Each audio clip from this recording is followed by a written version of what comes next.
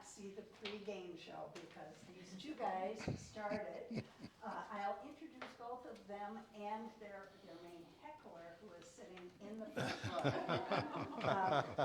Ray Rhodes and Jim Jack, or Jimmy Jack as they keep referring to him, both came to the island in the 1950s.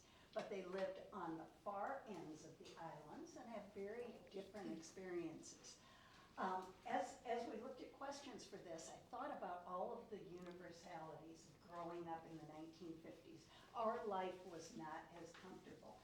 And so many comparisons I could make to my life growing up in small town Iowa.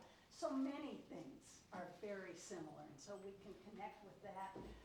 But then, unlike us, growing up in the 50s in cities or small towns all around the country or in Florida, they lived on this tropical, maybe paradise. They lived on this tropical paradise. And so their experience, just like all of us living here today, their experience is flavored by the island itself. So I am going to go ahead, as I said, we have Ray Rhodes, Jimmy Jack. Deb Gleason is sitting in the front row. She could be up here with them because she was compadre with them, but she prefers, she said, to be in the audience heckling.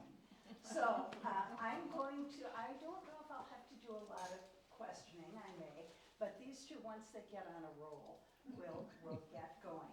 I'll try to leave some time at the end so you can ask questions, so be thinking about things you would like to know about growing up, coming of age, and then being here. I know for certain Ray was here in those formative years of the Sanibel Plan.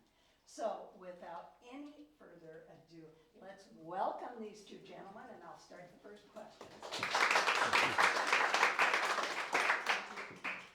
Okay, the basics first, and you two can tag team however you want. How and when did you come to the island? So first, how and when? Well, I came to the island, I believe it was September of 1951, but from what I can remember. But our families had been here. I was telling Jim, my great-great-grandfather was the first sheriff of Lee County, elected in 1787, right after they broke off from Monroe County. So he had to go from Key West back and forth. And he was also the first town marshal for Fort Myers. He did both at the same time. So he and his wife had a daughter, Leela Poole, because she wound up marrying a guy named Samuel Poole, which then led to, obviously, my father and his desire after World War II to come to Sanibel. And so my grandparents came over to Sanibel. They moved back, Fort Myers moved up to Braden and then back, and they first came to Sanibel in 47, 48. And then my parents came down to, my dad was friends with Alan Nave and was going to help him with the plumbing business, as I had stated before, but there wasn't enough toilets on the island for two plumbers. And so he went to work for Francis Bailey at the Bailey's General Store, became a manager for him, and started the meat department. So that's kind of how we got here. And then my mother is a northerner. She came from North Florida, from Jasper, and moved down. So that side of the family we don't talk about. So we have a kind of an interesting, what happened when I was about 2.5, 3 years old, it was just before I was 3, is we lived in Detroit, Michigan. My dad was an engineer for one of the General Motors or one of those. And our neighborhood had two other very close families. And apparently, I certainly don't remember this, but they would get together all the time and go, we got to get out of here. We got to get out of here. And this is before Detroit was like it is now. So they actually started looking at different places around the country, and they're thinking, let's go south. They were looking in the Naples area, and then this gentleman, Joe Galt, was one of the families. Joe said, I found it. I found this little island right off the coast of Fort Myers. That's where we got to go. So And at the same time, all three families moved down. It was the Galts that ended up having the seahorse shop. And the Stalins, I'm not sure, I believe he actually was a manager at South Seas Plantation. And then we ended up building a motel on the Gulf, West Gulf Drive, called Casa Turquesa. And after that, we'll need to move on to when I'm more like 9 or 10 years old, because I don't remember too much when I was 3 years old.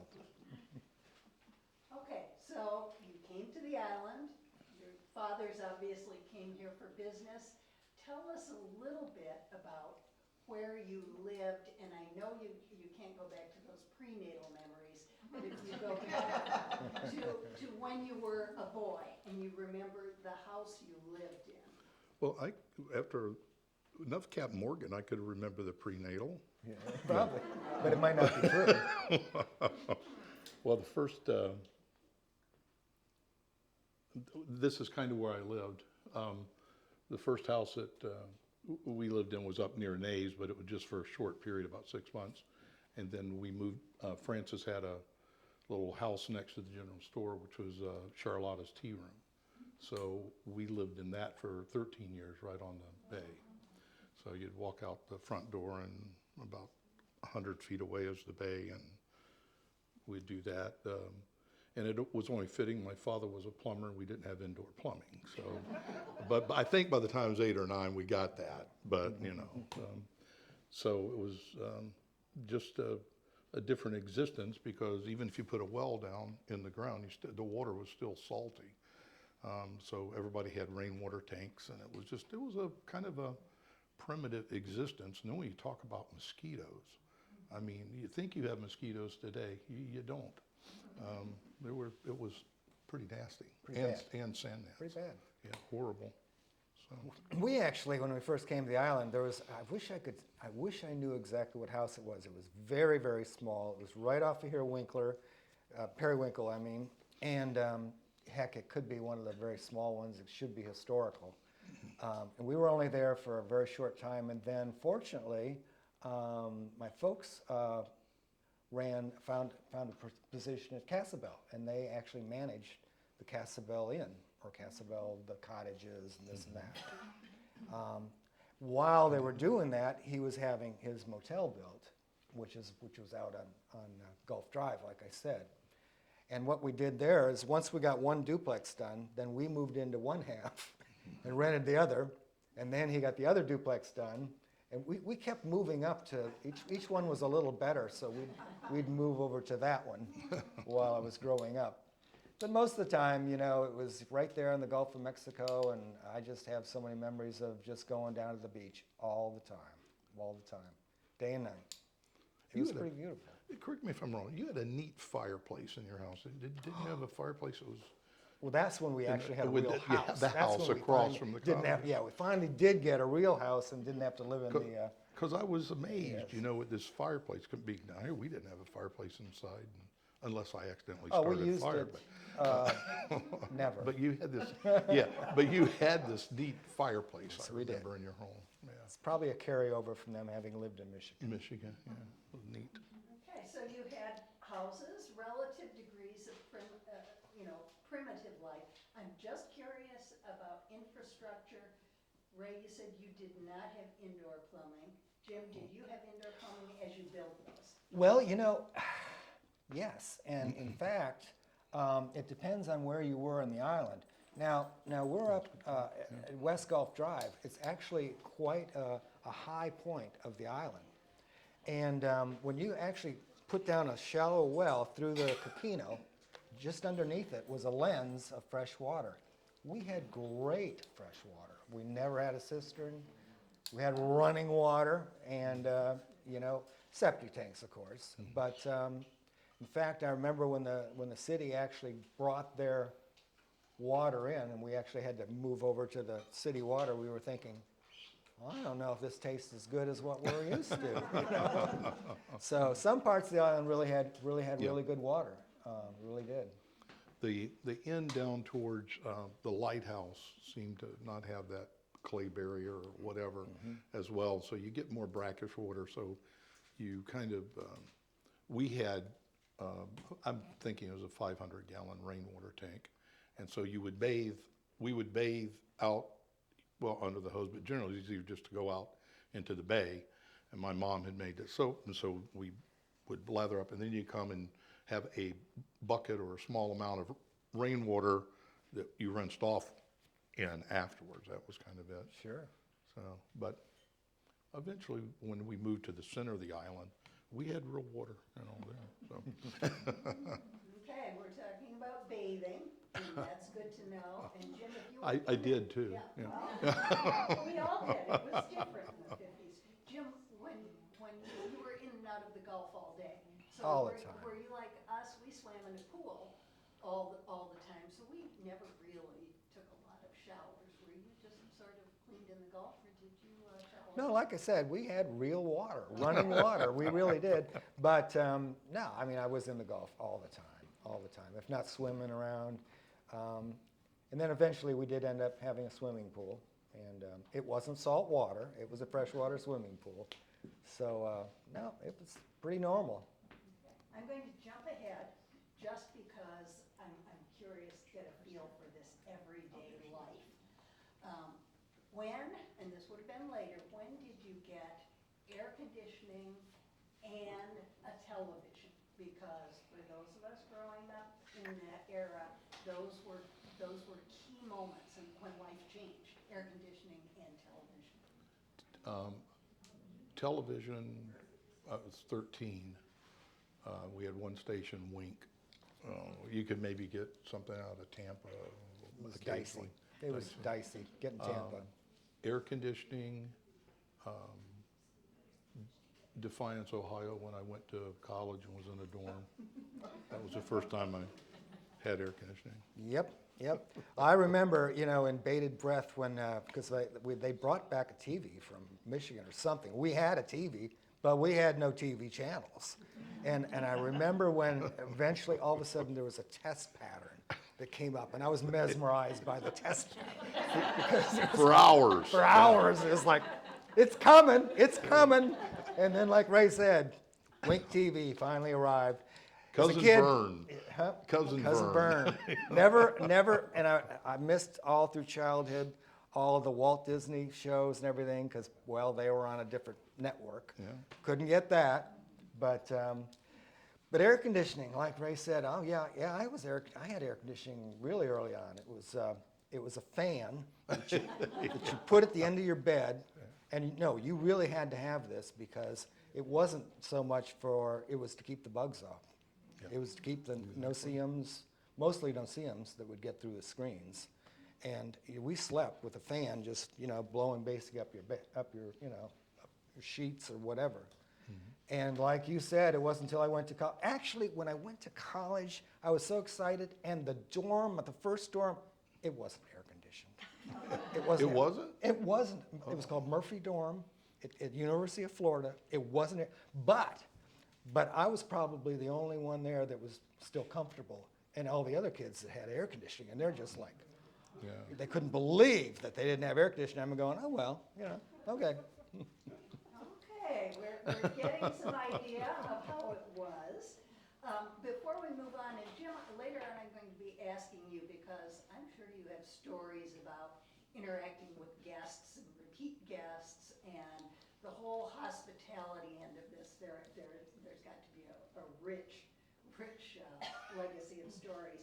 Before we do that, I just want to get on record and have Ray tell us, because we're at the museum and we know Miss Charlotta's. Would you describe that house divided that you lived in? What Miss Charlotta's was like when you lived there for a number of years? Yeah, at first it was kind of just a big room with a little kitchen, and if you walked in the house, it had a small little kitchen or kitchenette type thing in the back. But my dad and uncle built very small bedrooms.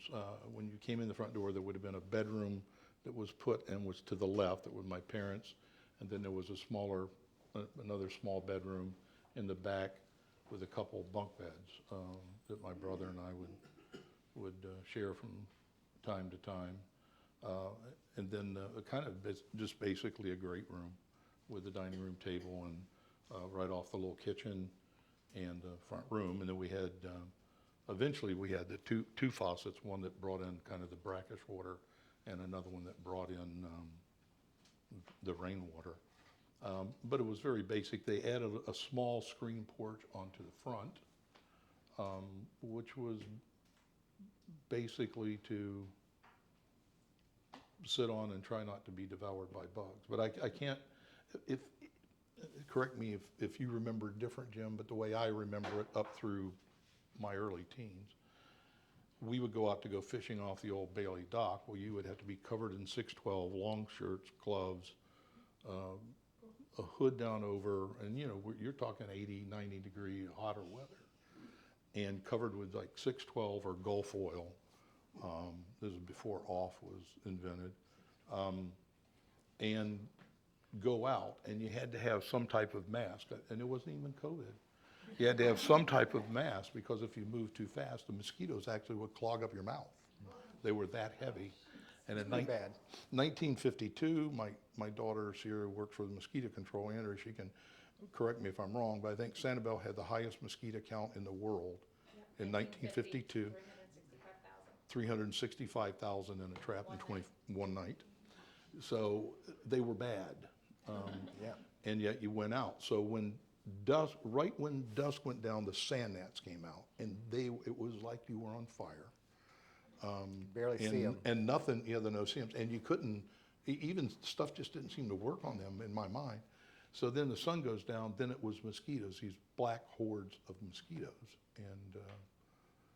And so then you would go in, and now you're all oily and greasy from this thing. So now you got to go out, jump in the bay real quick, suds off, and when you're doing that, you're looking for fins. And then you rush back in and get a bucket of water dumped on you, all the time getting eaten up by mosquitoes again until you could get inside. Yeah, people could actually get sick. I don't mean skin. I mean, if you got bit really badly, you'd get a reaction, an allergic reaction, and people had gotten sick. I felt so bad for the tourists that came down in In buying the summer calamine especially. lotion. Yeah, and the calamine lotion and the stuff trying to get by, and skin so soft and all the, they were buying all this stuff to do. And water. They bought a lot of water from Bailey's. Okay, I was going to ask you guys later about bugs, but they seem to be the silver soybean. Pretty hard to forget. Yeah. Is that why you were in the Gulf all the time, do you think? No, No? Not really. It's just fun. that's why I stayed inside at night a lot, And- watching that test pattern. Yeah, and we had to develop different palates too, because Jim lived on the Gulf, and you lived down near the rocks, and you had great snook and redfish and fantastic food there. I lived on the bay, so we had grouper, snapper, and scallops and shrimp, more of that. So we kind of had a little different They're palate. different, you're right. Yeah. So that's good memory. that's why he's smarter. You guys jumped to fishing. So Mark McQuaid, Deb Gleason's brother, in a recent interview told us that Esperanza taught him to fish. And you guys have both mentioned fishing. How did you learn to fish, and what did you fish for? And Jim, did you fish or what? Well, yeah, it was just fortunate. We had no idea when we bought the land and built the motel where we did, but there's 3 sets of rocks along the Gulf, and the lower, middle, and upper. We were right at the lower middle rocks, which are coquino rocks. The upper rocks, which were closer to it's called the Blue Dolphin, was a name, and they actually were a combination of coquino rocks, and there were coral heads out there. And it turned out that was some of the absolute best redfish and snook fishing, bar none, anywhere. Got to the point I'd only go during the full moon or the new moon, because that's when it was really the best. And there was never a question about it. You were going to come home with not small. We're talking 12, 15-pound snook or redfish, and you threw some away because there's more than you just wanted to bring home what you could eat. And so the fishing, in fact, was so spectacular that today I have so many friends that have boats and are out fishing, and they say, hey, you want to come, or, you fishing, you want to come out? And I go, because it'll never be like it was. I'll never, ever, ever have any fishing like I had right outside my door, right up the beach. And so, no, I don't fish at all. Don't do it. Back to her brother Mark's the best saltwater fly fisherman I think I've ever known or seen work, but he's just a tremendous fisherman. My grandpa, we had a little old boat that was put together like a little mullet skiff, but my grandpa basically taught me to fish and how to try to read the waters. And of course, back at that time, we had oyster bars out there. But he and a Speranza babysat me when I was, 5, 6, 7. Had a damn mean rooster that would chase you all over that place and ran me up that pine tree in front of our house a lot of times. But would do that. But for us, the fishing, we would catch, as I was saying before, a lot of grouper snapper, but we would go out and seine. We had a hand-built seine that you pushed. There were grass flats, and it was very abundant, so you would just get your shrimp, get them up, pick out the biggest ones, some for dinner or whatever, the rest for fishing, and then put the small ones back, or sell them put them in a bucket on a system and let the fishermen, Uncle Jake Stokes would come by and buy shrimp or pinfish. Sometimes we'd net pinfish. But you could go out in the bay and just walk along with feet with a little bucket and pick scallops. The scallops would come up and just put them in the bucket. And the oysters were abundant in Tarpon Bay. You could get oysters. So we had to grow up eating that. My dad's a butcher, and we could never get a damn hamburger, because that he had to pay for. So, my young life, I had to eat seafood. Now I pay $50 a plate for it, but anyway. I didn't really get taught how to fish, but what happened was it was such a hot spot that there were so many people from the island, and I didn't know who they necessarily were, but a lot of gentlemen would be going out there, and you just emulate what you saw. And besides, there were so many fish, you really didn't have to be that good a fisherman. Yeah, it's true. Okay, you're describing, it's almost like Leave It to Beaver. There's this idyllic life, fishing, swimming in the bay or in the Gulf. As boys growing up on Sanibel, how did you get around? For example, you two were on opposite ends of the island. Did you have bikes or did you walk everywhere? Did you have a lot of freedom? Were you working? What was your typical boy's life like?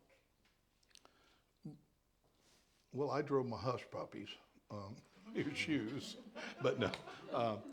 I never really, you didn't really have to, shoes were optional at the school, I guess, for time to time. They'd let you take them off, put them up out on the porch. But walk mostly. I had a bike, but the problem with the bike is they didn't pave the periwinkle till like mid to late 50s, I think. So, and Casabel, that was never paved till after I was over 21, I don't think. I mean, it was, if so, it was poor. So the riding the bike was tough because of the soft sand and Same the here. bump thing. So you Couldn't do a bike. Yeah. So I had a ratty old bike that I would go down to Esperanza's, down along the road on the bay and back and around Bailey's parking lot. But basically it was by foot, and we wouldn't necessarily go on the roads. We would just cut across the mangroves and the woods to come out. Like Chuck Nave lived right over here, so I would just come up through the backwoods that way and through the different things and hope you don't get gator or snake bit. But It wasn't great where I was because we were pretty far out. I mean, there's no question about it. And the bicycle, as you mentioned, was pretty much out of the sorts, impossible. They didn't have good bikes with big tires back then that would, you couldn't do it. So that part was a little boring for me sometimes. In fact, I really welcomed going to school, not so much for the academia, but just to see my friends and this and that, because it was a long hike to get anywhere. So it wasn't until I was 15 where somehow, some way, my dad actually I talked him into getting one of these little motorcycles, which a lot of us in the island ended up having.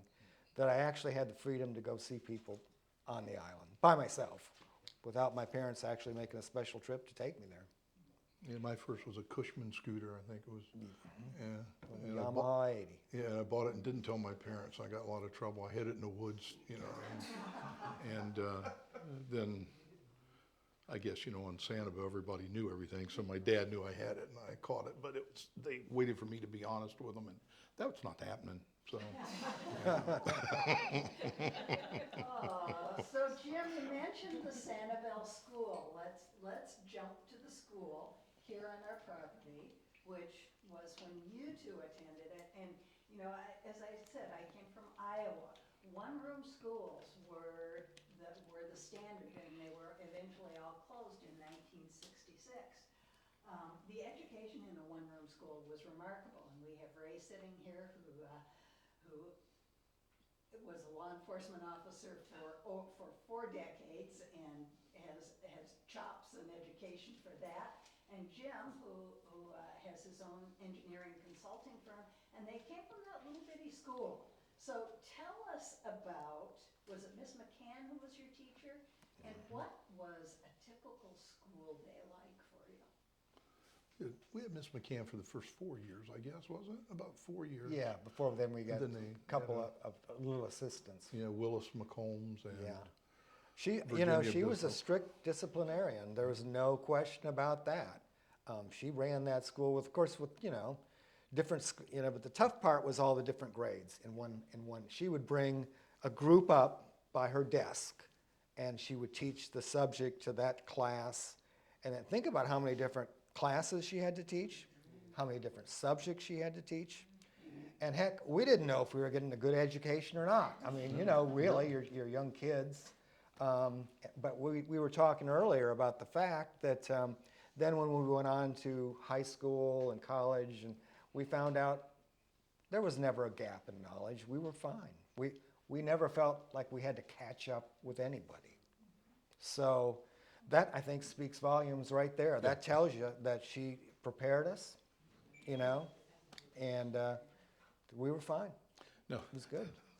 there were some techniques, like I remember a few kids would get tied to their desk if they couldn't remain seated. Oh, Maybe or even duct worse. tape. Maybe even worse than that. But I don't think I need to go there. yeah, I won't go But there. yeah, But- she was a disciplinarian. There's But no you- question about it. Ray, explain the blacklist. Oh, well, I was on it most of the time. Sometimes because of him, Sarah Stalin. I'm sorry, Jim Tack, you're going to get it. This guy was the sneakiest guy causing trouble.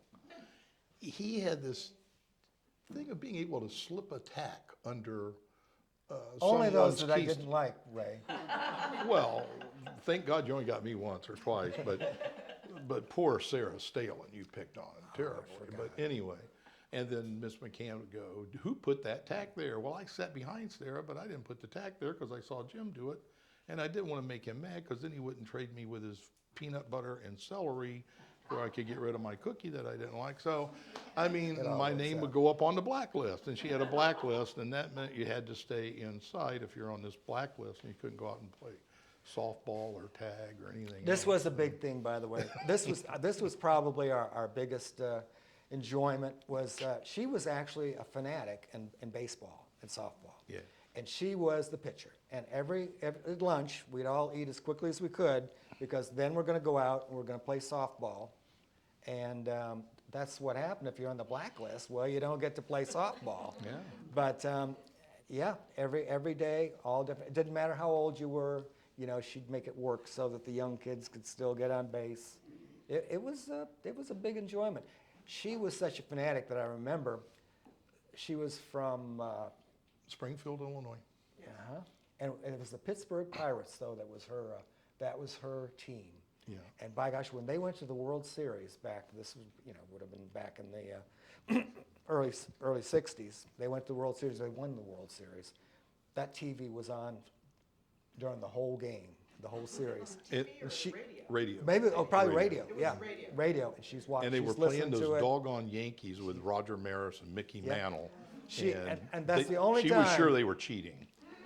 It's the only time I ever remember, that's right, it was a radio being on in that school was when they were playing the World Series. Yeah.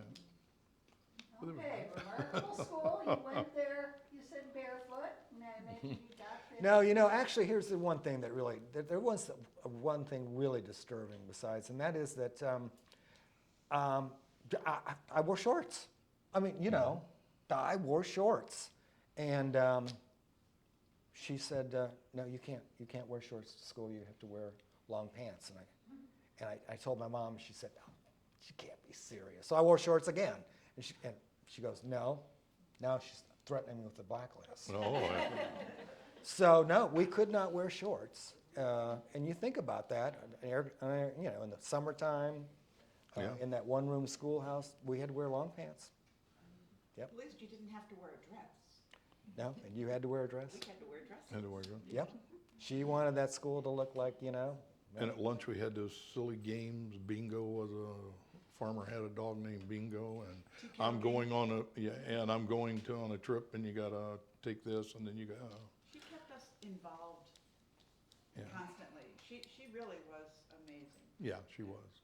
She was. So the three of you are all saying she was an amazing teacher, and it sounds like it, and they got an amazing education.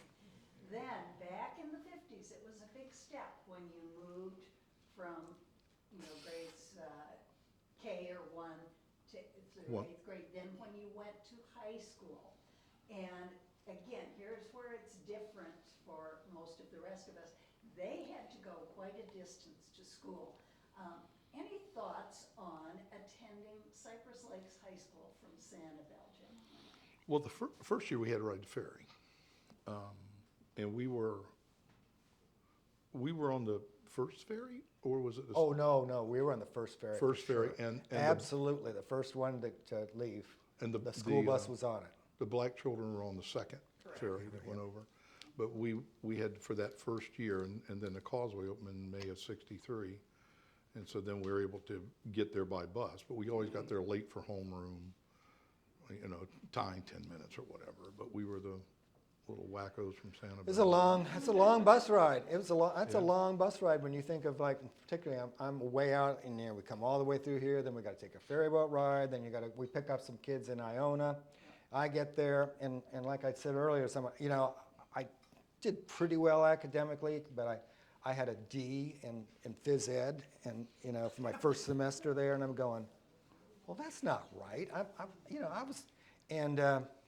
told my mom. She goes, well, you need to talk to him and find out what the problem is. So I talked to the guy, and he goes, well, Jimmy, you were late every day.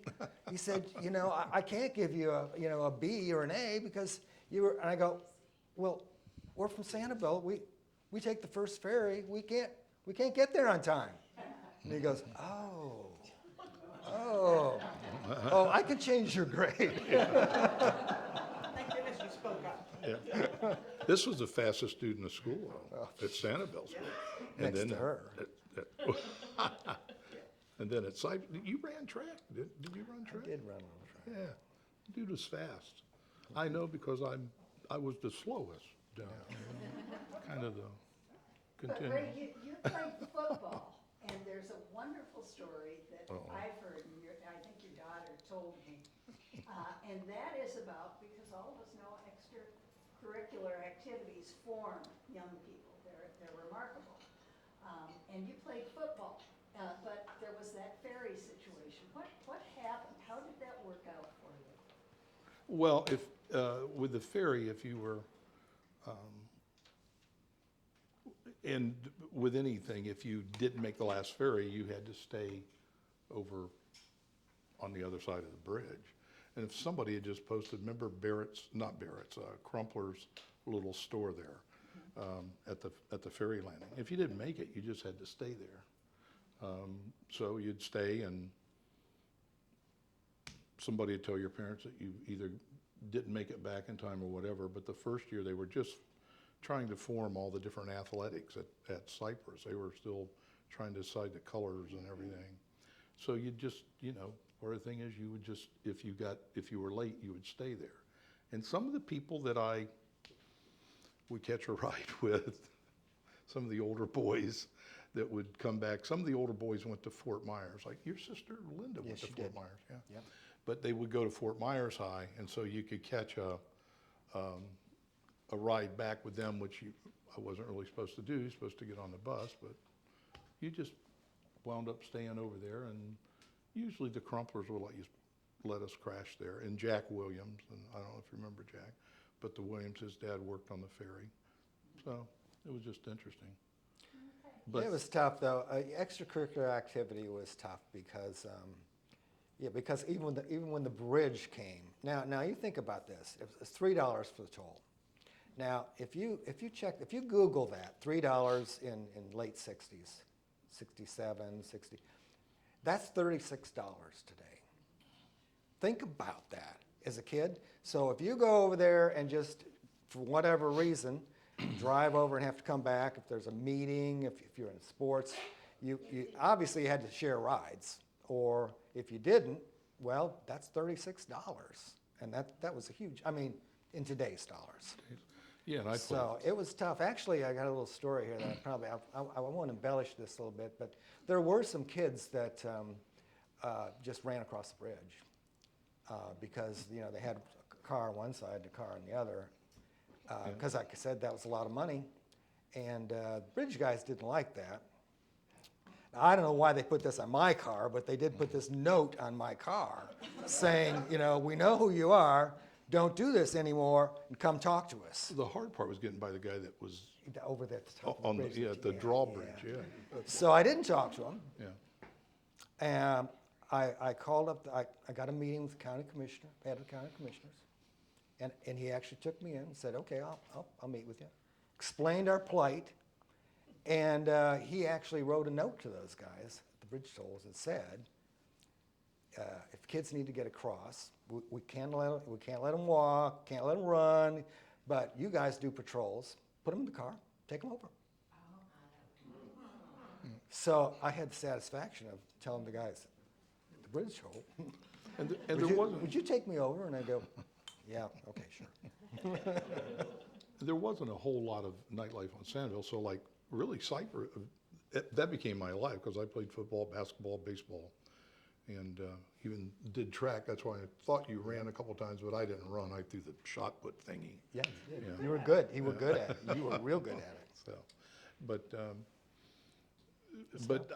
so in the teen years, it was mostly like school and Cypress kind of formed our basis for what we had to do. Actually, Okay, so yeah. you guys, 1964 to 1968, all over the country, but particularly here in Florida, that was a time of integration. And you mentioned the first ferry over, you guys took.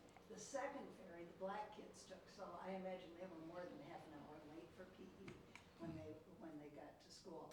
So Cypress Lakes, tell us a little bit about the history of integration at the high school level, as you remember it. Well, we had Oscar Gavin. Yep. and Laura, Preston. and Laura Preston. And I think that was 67 For high school? for high school.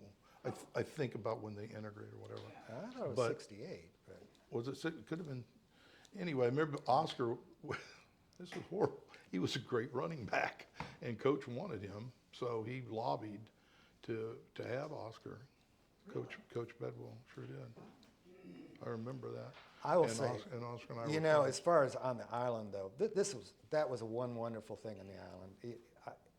As far as I know, everyone got along. Yeah, and I mean, exactly. And I mean probably better than most places around because it was small. It's a small community, and black families, white, it's close knit. But there was still the integration problem when it came to schools, and until Well, just about when I was done. Well, they had, during that time, and it was tough to understand, I think, as a kid. Yeah. But they had, remember Thursday night was Black Night in the supermarkets and in the stores. That was the nights that they could go in. Now, nobody ever raised Cain, but that was seen as. They even at the Southwest Florida Fair had a night set aside for, you remember that, where they had it set aside? Just now remembering. Yeah, Yeah. that they had a night set aside. And yet over here, as Jim says, it just didn't exist. I mean, we hung together, or we Yeah, I know. played together, or fished together, or whatever. We were also lucky because Father Madden integrated the St. Michael's Episcopal Ex- Church yeah, very that's right. early on. That's So right. we were all in the choir together. That's right. and things like Yeah. Yeah, Okay, but so- there was no racial overtones that that I knew. Was in Fort Myers, not on the island. I'm sorry, ma'am. Was the Black Knight in Fort Myers, not on the island? that. Yeah, for shopping. Yes, for shopping, although on the island, at Jack's Place, which later became the Harbor House, there was a pass-through window. It was a bar and little restaurant where the blacks had to get their food passed out through that window.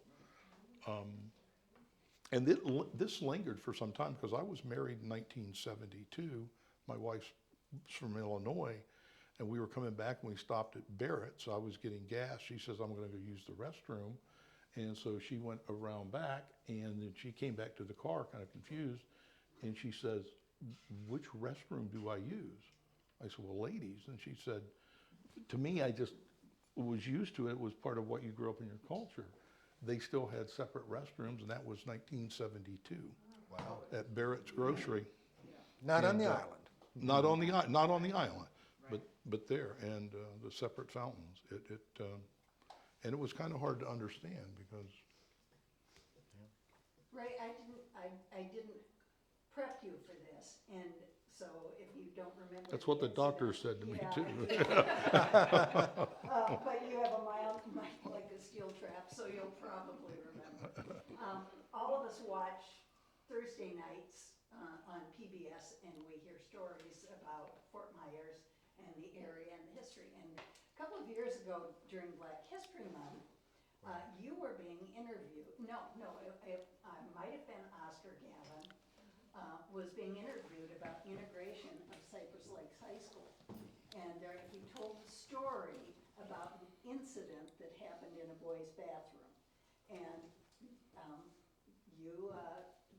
you were instrumental in thwarting some bad incident. Do you remember that? Yeah, Oscar had been cornered by, still remember some of those guys' names, 4 or 5 people. From Bonita. But we won. And they didn't bother him again. Yes. Oh, as Oscar told it, because I remembered this, and Ray is going to be very modest. As Oscar described it, he said he was backed into a corner, and it was a group of white kids. This was, shortly after integration, and they were going to beat him up. And unbeknownst, Ray came walking into the bathroom, and here was his friend. And I assume you were a big football player then.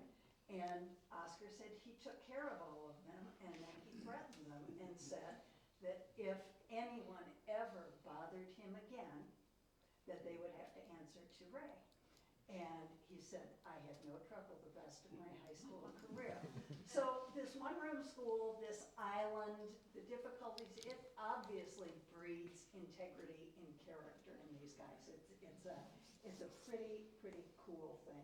The only problem with that story is I have to go back, and when that came out, I was working as a executive director and the chief investigator for the state attorney's office. I had not seen it, but I got called in because Oscar says in there, if you touch Oscar Gavin again, I'll kill you, is what Oscar said.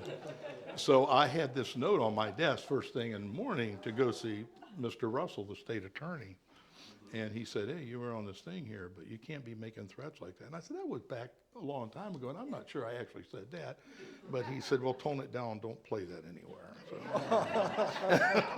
you see Steve doing that too. Steve Russell.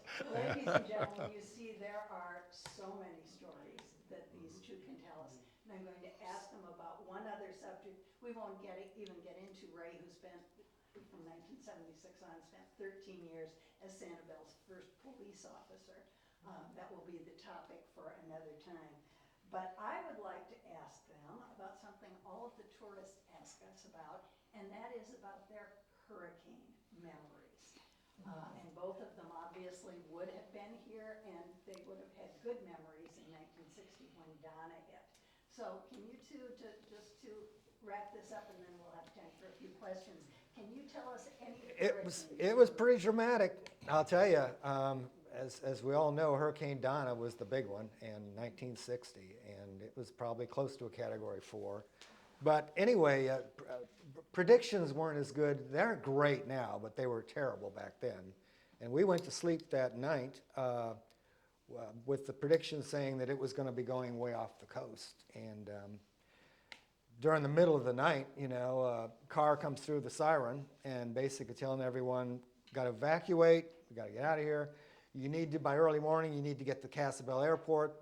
They're going to taking you off the Coast Guard. They don't know what Casabel Airport is. Oh, well, it's near Casabel, but there was actually a grass strip there.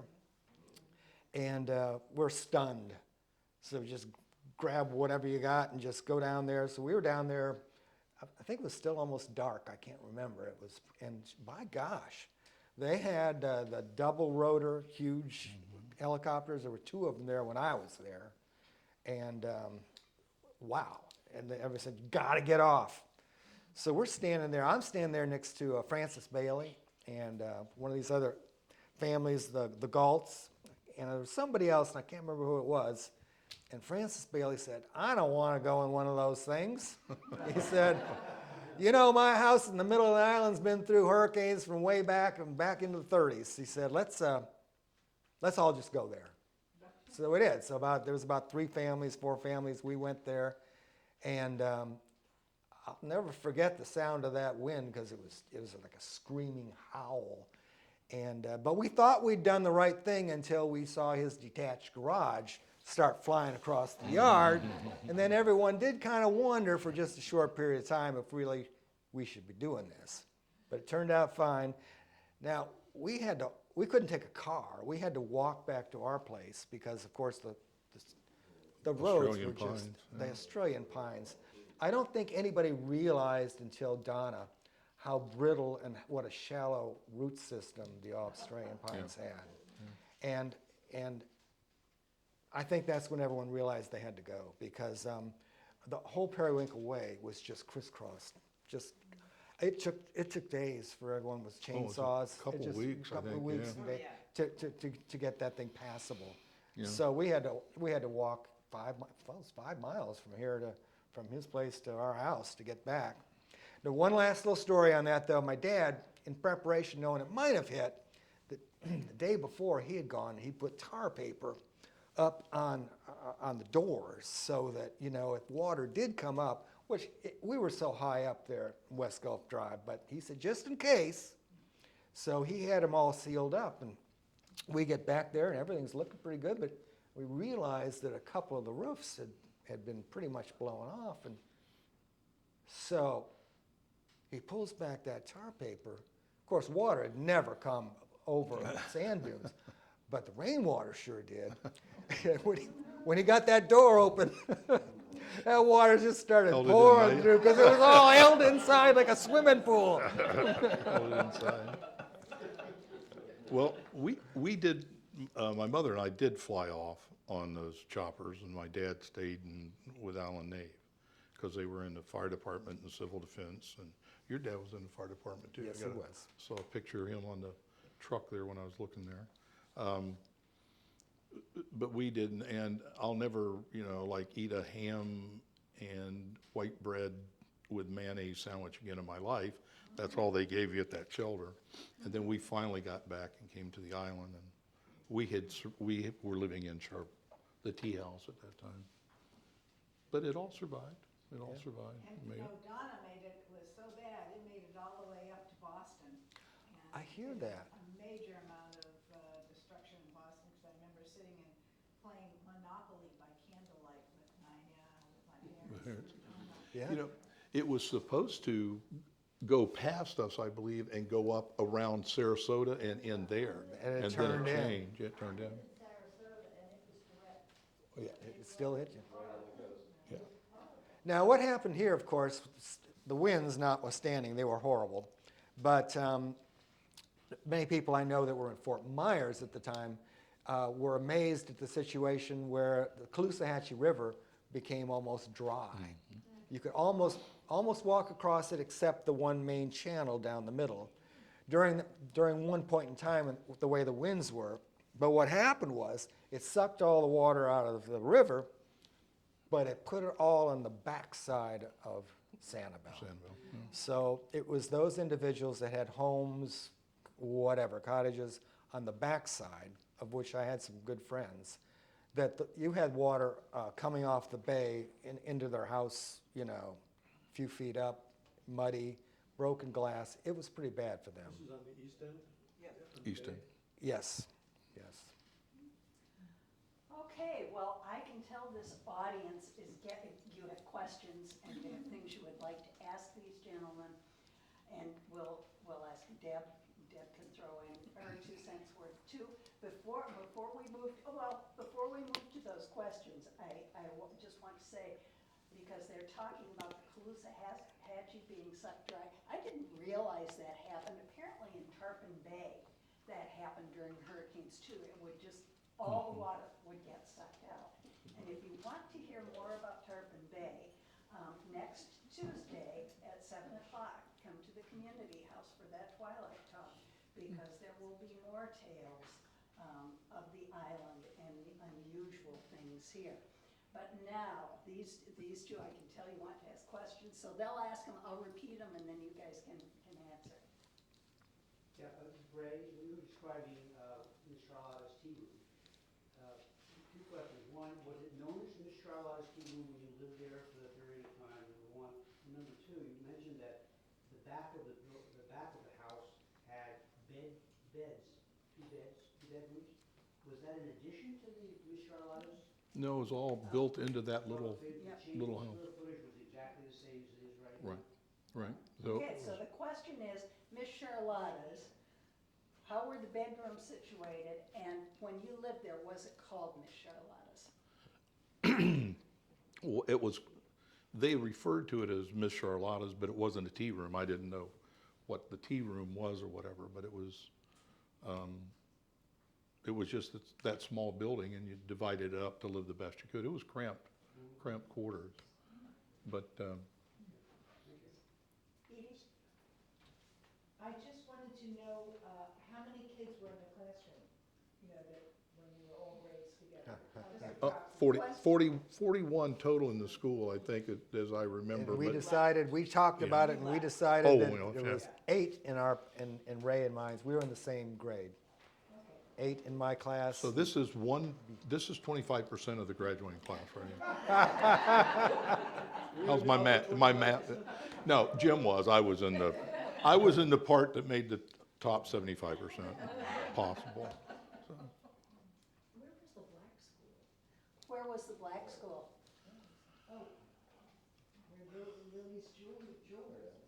There was one that was where Lily's Jewelers is for a while. In Fort Myers, it was Dunbar.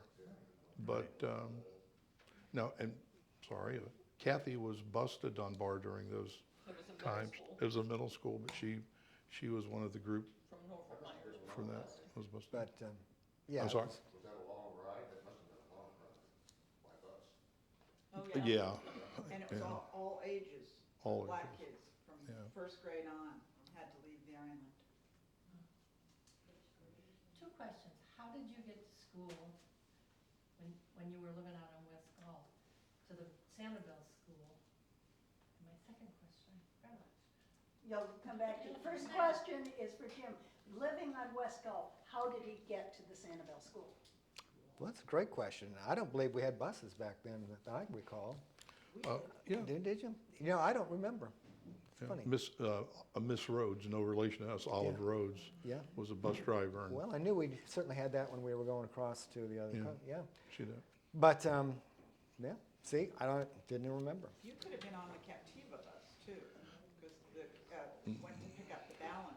Oh, I always Yeah. was on that bus, There you yes. go. There you go, yeah. Yeah.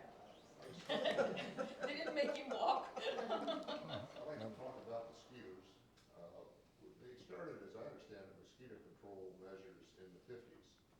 And did you see incremental improvements as they did things, or what were the things they did that made a difference? Oh, in the yeah. mosquito population? Yeah, definitely, they started digging one of the first plans was to dig the canals, these little ditches to drain the marshes, et cetera, And to have and the spring. the fish in there to eat yeah. supposedly the larva. Larva. It was a big improvement, like, people would, in later years, complain, I remember in the seventies when the city was first forming and the people were moving down the area, they would complain about how bad the mosquitoes were and yell about the Lee County mosquito control. And we would all go, be quiet, because they're doing a great job, you know? And it was pretty early on. I can't give you the year, but you know, the mosquito control district did come here pretty regularly. You know, with their truck driven, of course, fogging, you know, up and down the streets quite a bit, which helped momentarily because, of course, they couldn't get back into where the mosquitoes were really hatching, which in the mangrove areas. But it really helped for a few days. When they flooded the flats out there, did that make a difference? I don't know that I could answer that. I don't either. I don't know. I don't know. Okay, one or two final questions, and then we will let these two. I Oh, remembered Jane, you mine. remembered your question, okay. You said y'all went to Cypress Lakes, but somebody went to Fort Myers School. Why would there be a difference? When Cypress opened, it only opened, the first year was just 6th and 7th grade. Yeah, 6th, yeah. But it And opened then- that very year that we went over. Went over. Anybody before then went to Fort Myers High. Fort Myers. And then each year they added another grade to the school. I had an older sister. She had her whole high school career through Fort Myers High School. Well, she was Miss Florida or something, wasn't she? We used to get a fishing guide here in the late '70s, early '80s, and I remember they were very upset at that time because there was netting allowed in Pine Island Sound, Mhm. and there was hardly any fish. I remember that. We used to catch fish when we couldn't catch anymore. Yeah. When did that stop, and was there like an effort among local people, or how did this? When was this? About what time frame? I would say early 1980s, early to probably the mid-1980s. Yeah, I'm not in depth familiar with it, but the fishermen would take and net off the canals and then run all the fish into the nets. And they were taking whatever fish they got, they were taking, and it was depleting the fish population. And it was very controversial, and there were quite a few police calls that I had during the early starts to go to a canal or to an area with disturbances between some Pine Island fishermen and locals or whatever over who's got the rights to fish this area and that area. And it was gill nets. Gill nets, yeah, and the long seine nets. They don't do that now, do they? I don't think. No, it's still out there. You're allowed to cast net, but not seal off with the long gill nets. I'd like to mention a little story, just not quite related to that, but you know, the conservation, I want you to know the conservationists around here, sea turtles, which is, of course, a big thing now. And there were certainly a huge number of sea turtles that came onto Sanibel back then. I believe more than happen now. Of course, we didn't have any lights, no problems there. But along the lines of people maybe doing what they shouldn't, there were some pickup trucks that would go along the beach at night. And they would pick up some of these sea turtles and put them in the back of the truck. I don't know the statute of limitations on federal law. So, but, and I they hear did they're for, tasty. for the turtle meat. And I'm not sure it probably wasn't illegal at all back then. But our area, you know, our family just had a hard time with that. So my dad came up with this idea, and I think other islanders kind of helped him out. We would go along the beaches in the evening, and see what they were looking for was a set of tracks going from the water up to the sand dunes. And as you know, the turtle in the sand dunes, it'll take a long time to build her nest, put her eggs, and finally come back down and make a second track down to the water. So what people would be looking for with the truck would be for one set of tracks that would be going from the water to the sand dune area. So if we found that, my dad got real proficient at doing a turtle crawl, and he would complete the second track down to the water. Yeah, so they think they're gone. So I think they're gone. And even better than that, what was more effective was just creating one track from the water to the sand dunes. Because then they would spend, and we would see the next morning tire tracks going up by those sand dunes where there's nothing there. And we did this for quite a while, and eventually we just noticed they just drive on by. Yeah. They just drive on by because, oh, we know this area, forget it. Ladies and gentlemen, I think you could see we could have these two back here.